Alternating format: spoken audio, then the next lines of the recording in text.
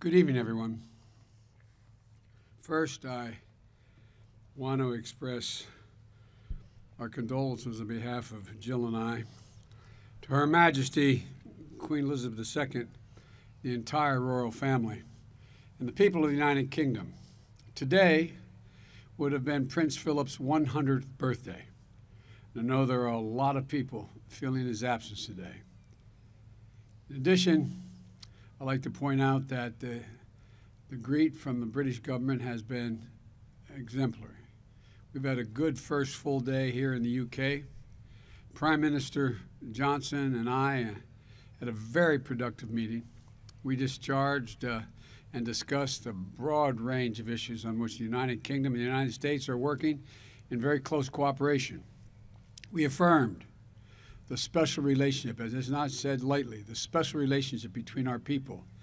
And we renewed our commitment to defending the enduring democratic values that both our nations share, that are the strong foundation of our partnership. 80 years ago, Prime Minister Winston Churchill and President Franklin Roosevelt signed an agreement known as the Atlantic Charter. It was a statement of first principles, a promise that the United Kingdom and the United States would meet the challenges of their age and they would meet it together. Today, we build on that commitment with a revitalized Atlantic Charter, updated to reaffirm that promise while speaking directly to the key challenges of this century: cybersecurity, emerging technologies, global health, and climate change. We discussed our common goals for driving ambitious global action to address the climate crisis. And the Climate Leaders Summit that I hosted in April was in part about helping drive forward the momentum toward the critical COP26 that the UK will host in Glasgow later this year. We talked about the shared sacrifices our service members have made, bravely serving side by side in Afghanistan for close to 20 years. The UK was with us from the start, as they always are, equally committed to rooting out the terrorist threat. And now we're coordinating our withdrawal together. And of course, we talked about how our two nations can together lead the global fight against COVID-19. That's been a major focus of the G7 under British leadership, particularly in focusing and coordinating our resources to help vaccinate the world. And tonight, I'm making an historic announcement regarding America's leadership in the fight against COVID-19. America knows firsthand the tragedies of this pandemic. We've had more people die in the United States than anywhere in the world. Nearly 600,000 of our fellow Americans, moms, dads, sons, daughters, brothers, sisters, grandparents, more deaths from COVID-19 in the United States than from World War I, World War II, the Vietnam War, and 9/11 combined. We know the tragedy. We also know the path to recovery. The United States has now vaccinated 64% of our adults with at least one shot. Just 4.5 months ago, we were at only 5% with one shot.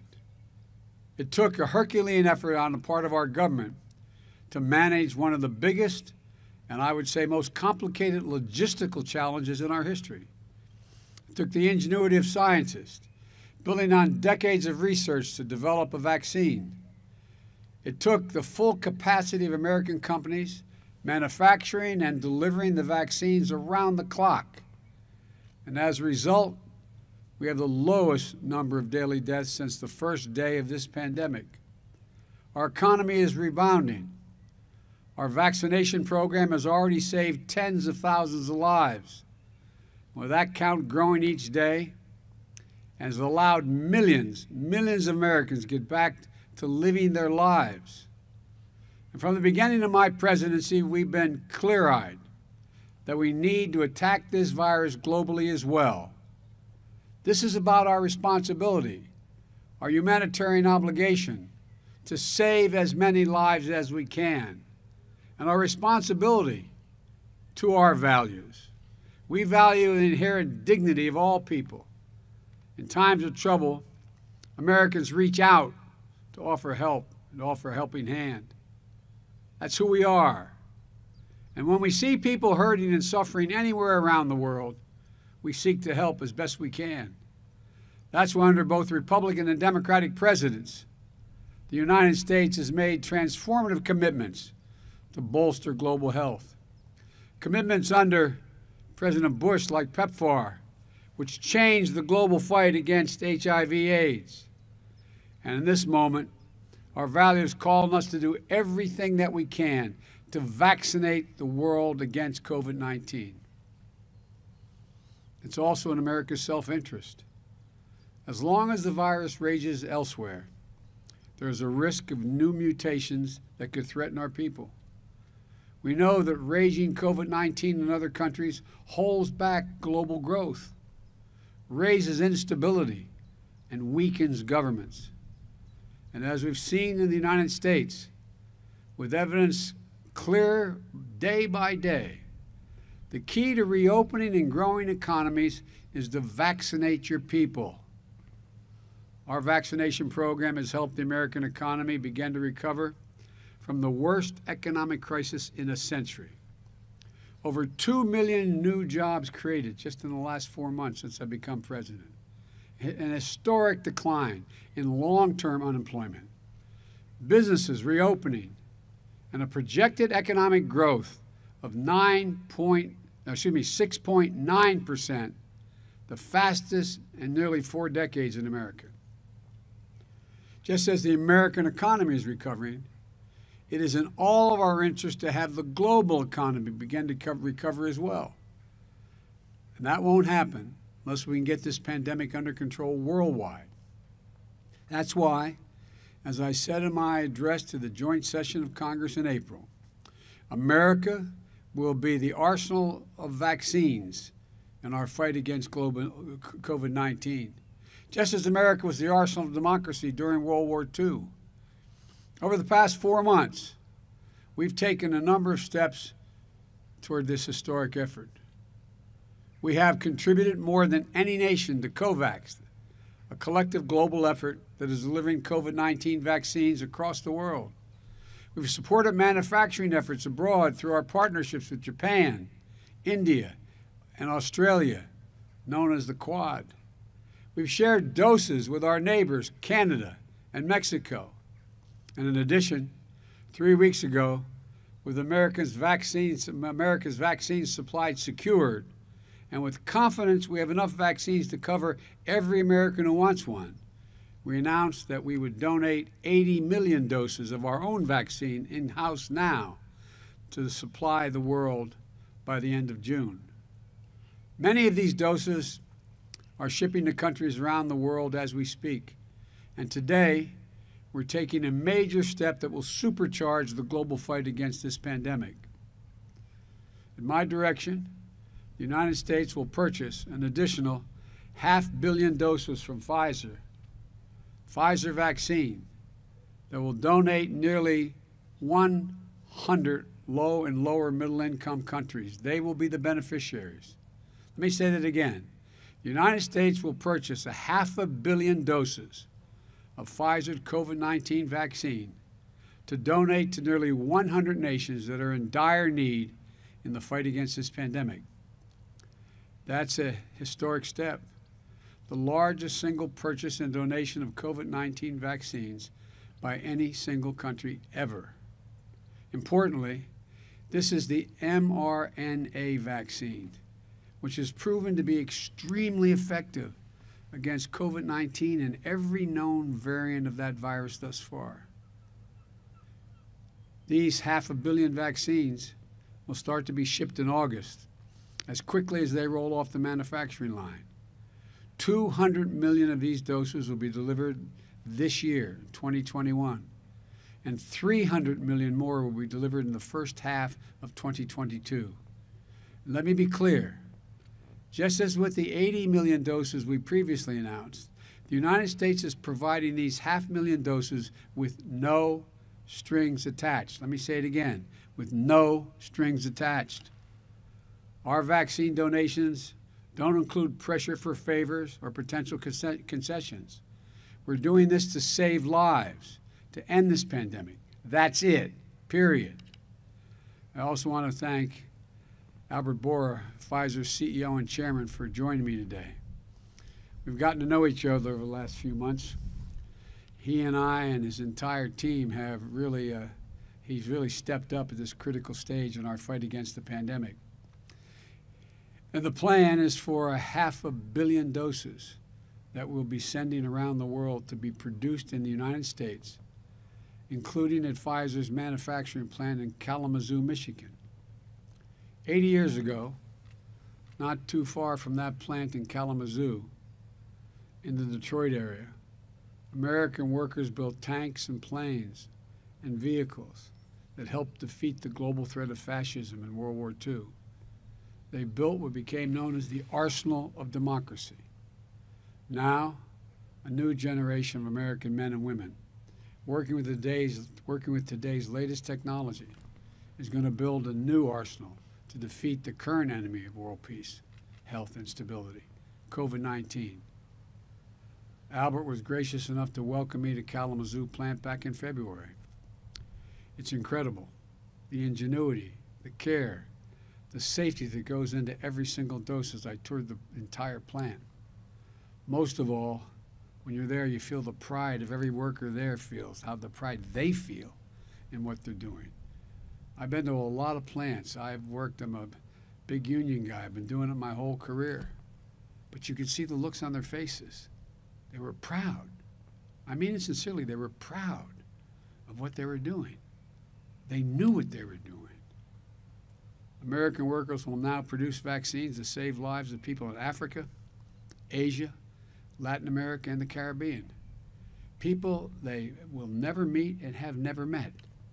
Places they've never visited and probably won't have an opportunity to.